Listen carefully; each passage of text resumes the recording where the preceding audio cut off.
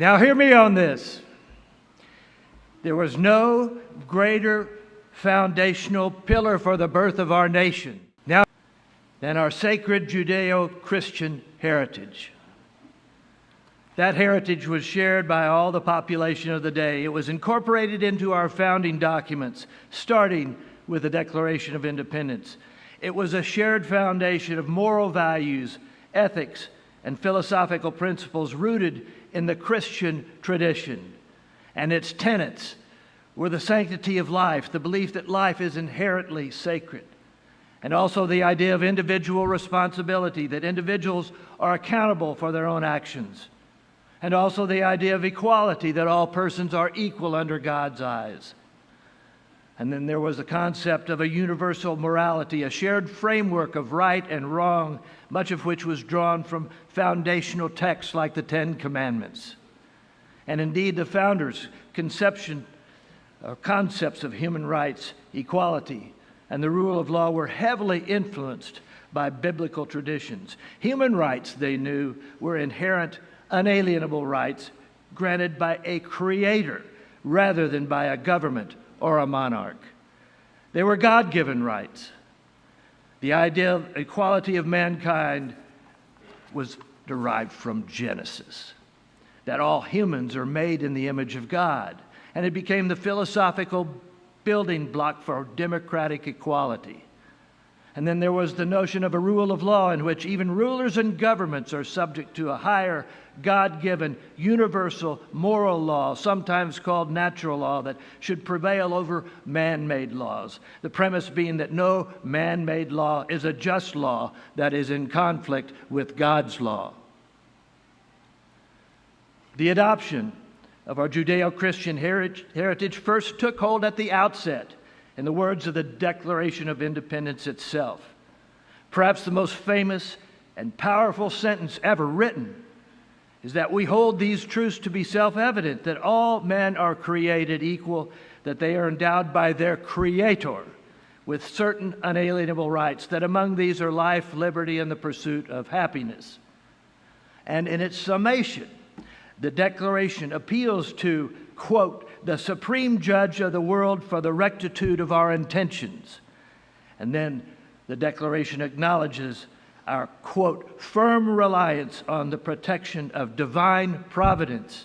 This, you see, was our supplication to God, our national prayer for God's blessings for our new nation.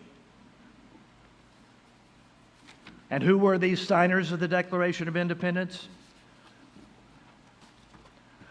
All but one of the 56, a Catholic, was reared in the Protestant Christian faith.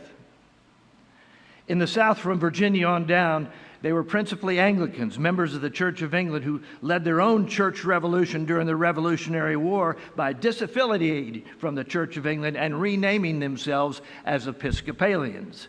In the Northeast were the Congregationalists, the descendants of the Puritans. They were the principal denomination, but then there were Baptists and Lutherans and Quakers and Presbyterians and Mennonites and others. There were Catholics too, but they were less than 2% of the population at the time. And as Pastor Carl will relate to us later, the rise of our Methodist forebears came right after the Revolution. And yes, there were a handful of deists, believers in a creator God, but without the trappings of Christianity, like Jefferson and Franklin and Adams. But even they were awash in their Christian heritage, freely borrowing the moral values, ethics, and philosophical principles from their Christian learning and quoting frequently from the Bible. Moreover, they never denounced the need for a Christian faith. And as John Adams later said, our Constitution was made only for a moral and religious people. It is wholly inadequate to the government of any other. Now,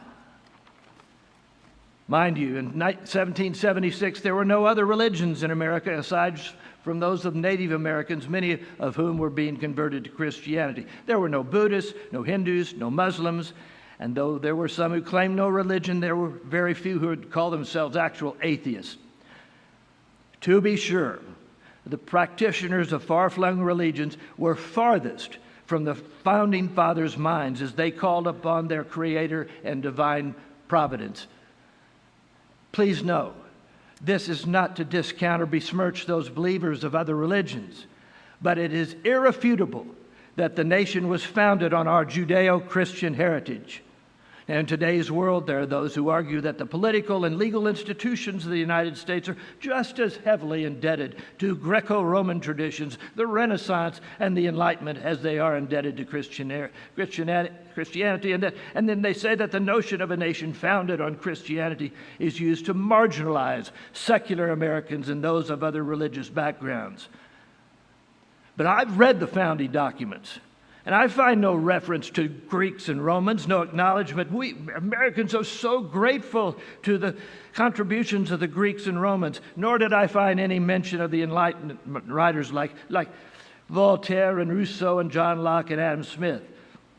The Founding Fathers cited instead as the source for their declaration, they cited our Creator, the supreme judge of the world, and divine providence.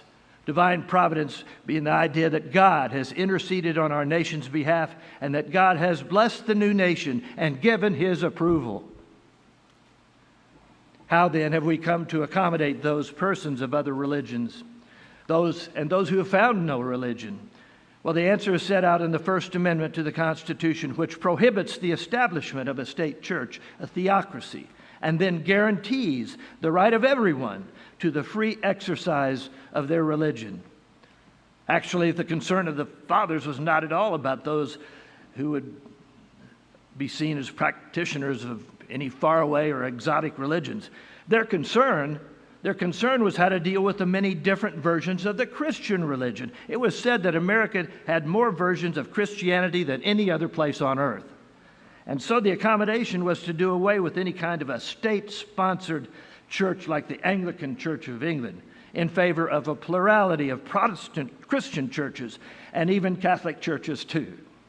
A new nation it was to be, populated by citizens who now had the freedom to worship Christ as they wished. A practical solution indeed. And it was even one that could accommodate the tiny Jewish population, 2,000 or 3,000 only out of a total of 2.5 million people. In 1790, in anticipation of the freedom of religion clause in the upcoming Bill of Rights, President George Washington wrote to the Hebrew congregation in Rhode Island, "It is now no more that toleration is spoken of as if it were the indulgence of just one class of people. And happily, the government of the United States give bigotry to no sanction, to persecution no assistance."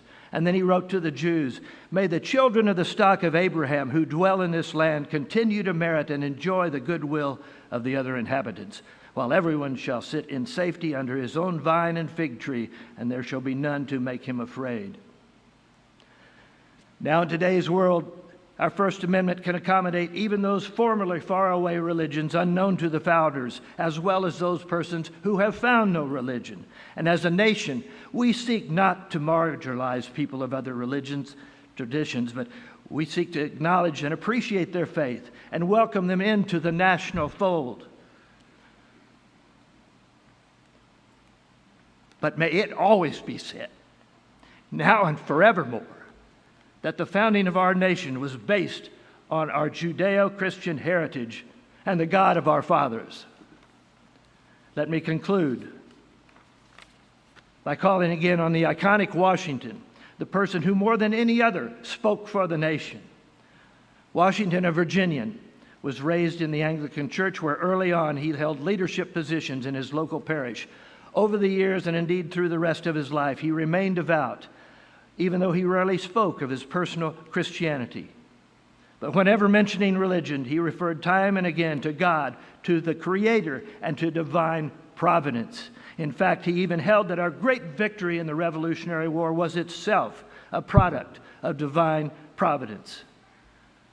At the end of his 8 years as our first president, Washington gave a farewell address for the ages. He proclaimed this: "Of all the dispositions and habits which lead to political prosperity, religion and morality are indispensable supports.